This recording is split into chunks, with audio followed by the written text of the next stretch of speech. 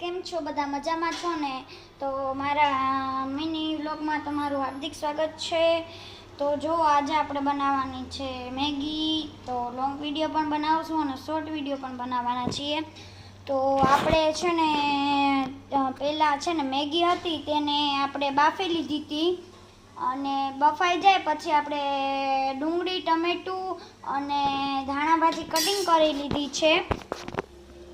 આજે આપણે વઘારેલી મેગી બનાવવાની છે એટલે એને આપણે કટિંગ કરી લીધી છે અને કટિંગ થઈ ગયા બાદ પછી આપણે આદુ લસણ અને મરચાંની પેસ્ટ બનાવી હતી.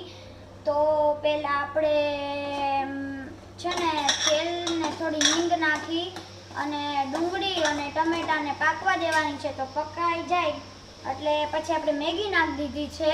આજે થોડું મોડું થયું કારણ કે બધી બનાવવા માંડી પછી વિડીયો બનાવ્યો એટલે તમને પહેલાં બધું કહી દઉં આ કેવી રીતના બનાવે. એટલે તેલ ને હિંગથી આપણે પહેલાં થોડી વઘાર માટે લઈ લીધી પછી સ્વાદ પ્રમાણે થોડું મીઠું, ડુંગળી ને ટમેટું છે એ આપણે એને સુધારેલું હોય એને આપણે પાકવા મૂકી દીધું હતું. એટલે પાકી ગયું પછી આપણે નાખી દીધી હતી મેગી નાખ્યા બાદ હવે આપણે આદુ લસણની પેસ્ટ તો આપણે નાખી હતી એટલે મેગી નાખીને એની પહેલાં આદુ લસણની પેસ્ટ નાખી દેવાની છે અને પછી મેગી નાખી દેવાની છે. તો અત્યારે આપણે થોડું ખાલી કલર માટે હળદર અને ચટણી નાખી છે ખાલી કલર પ્રમાણે. અને જો આપણી મેગી છે બંને છે થોડું પાણી નાખ્યું છે. હવે આમાં મેગી મસાલો નાખવાનો છે. હજી આપણે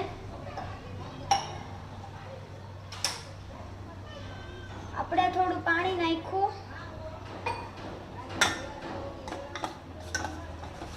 અને હલાવવાનું છે. આપણે આજે બહુ હોમવર્ક હતું એટલે થોડું લેટ થયું છે વિડીયો બનાવવામાં. તમને કેટલા ટાઈમથી વિડીયો પણ ન બનાવ્યો હોય કારણ કે હોમવર્ક એટલું આવે છે ને કે ભણવાનું જ એટલું થઈ જાય છે. વિડીયો કેટલા ઘણા ટાઈમથી નથી બનાવ્યો એટલે મેં વિચાર્યું કે આજે આપણે બનાવીએ બરાબર. તો આજે આપણે બનાવ્યો જ વિડીયો 1 જ મિનિટ. હવે આપણે એને હલાવશું પાણી નાખીને થોડું પાણી નાખશું અને હલાવશું.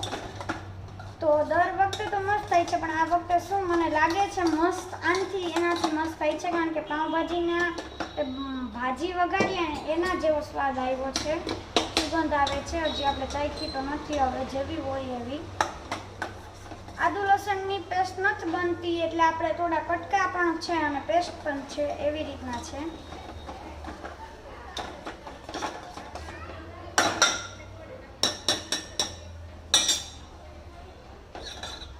ધાણા ભાજી આપણે છેલ્લે નાખીશું. તો હવે આપણે નાખવાનું છે થોડું પાણી નાખ્યું હતું થોડું નાખીએ.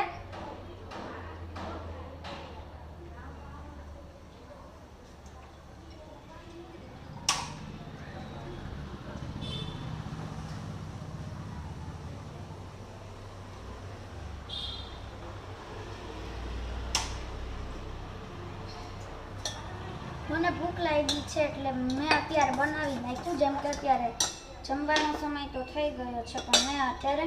અને હા, એક ધ્યાન રાખજો જ્યારે તમે મેગી બનાવો ને ત્યારે ગેસ ધીમો જ રાખવાનો, નકર મેગી તમારી બળી જશે. અને બાફવામાં તમારે ગેસ ધીમો જ રાખવાનો છે. તો હવે આપણે છે ને મેગી મસાલો નાખવાનો છે. તો મેગી મસાલો આપણે જે હાઈ આવ્યો હોય એટલે આપણે અલગથી લેવાનું ટેન્શન નથી, નકર અલગથી હોય તો આપણે નાખીએ. આપણી પાસે તો આવ્યો તો સાથે એટલે આપણે એ જ નાખવાનું છે. આપણી પાસે છે બીજો પણ આપણે તે નથી નાખવો. જો આવે ને મસાલા એ મેજિક આવે અલગથી તો આપણે પાસે આ છે જે મેગી હારે આવે છે. એટલે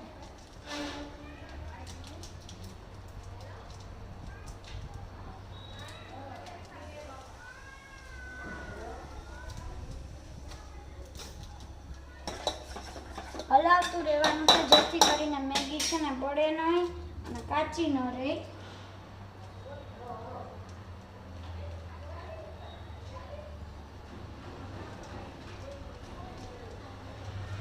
તો આપણે થોડોક મેગી મસાલો નાખીને જોવાનું છે એમ મેગી ભાજી મસાલો નાખવાની જરૂર છે કે નહીં. બરાબર ગાઈસ.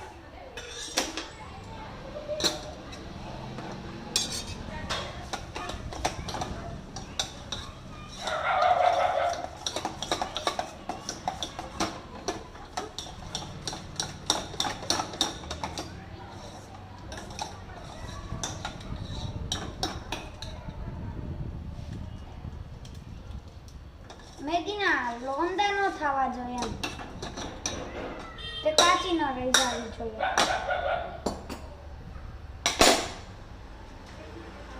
થોડી આપણે મેગી મસાલો છે થોડો તો નાખી દઈએ.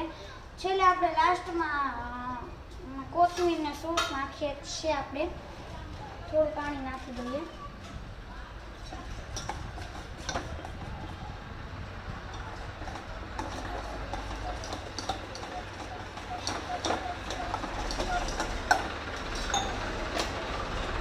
તમને સુગંધ આવતી હોય ને તો તમે એમ કહેશો કે ક્યાંક બાજુમાં પાઉંભાજી બને છે, પણ એવું નથી. આપણી મેગીનો તમે આ બનાવશો ને તો તમને એવું જ લાગશે કે મેગીનો સ્વાદ પાઉંભાજી જેવો આવે છે. બરાબર. એક જ ચાખી લઈએ આપણે. જબરદસ્ત.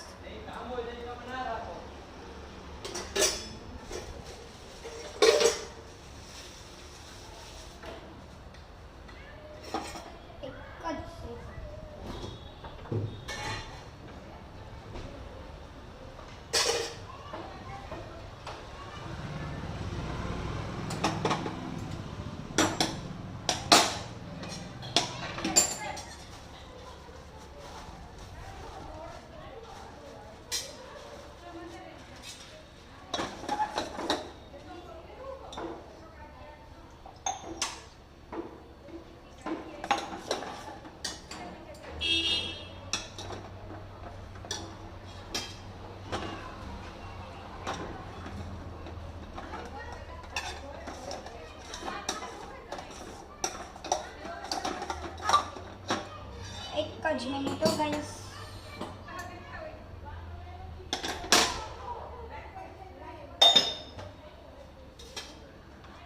હવે આપણે થોડી નાખ દઈએ કોથમીર.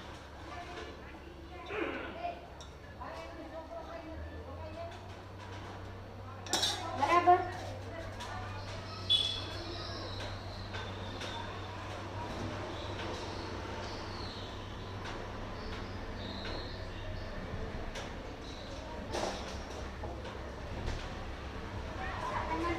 કોથમીર અને હવે નાખ દેશું આપણે સોસ.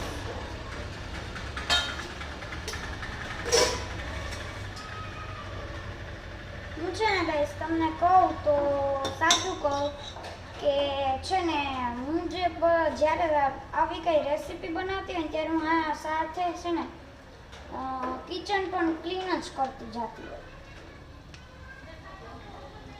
જેમ મને ગંધારું ન ગમે, ગંધારામાં રસોઈ કરે એટલે જો મારા અહીંયા ખાલી મેગી મસાલો ધોરણામાં પોતું મારી અને હલાવીને ડીશમાં નાખીને વાસણ બહાર મૂકી દેવાના. બસ એટલું જ કામ નહીં. નગર સાથે સાથે હું બધું કરતી જાઉં. જે વાસણ જોતા હોય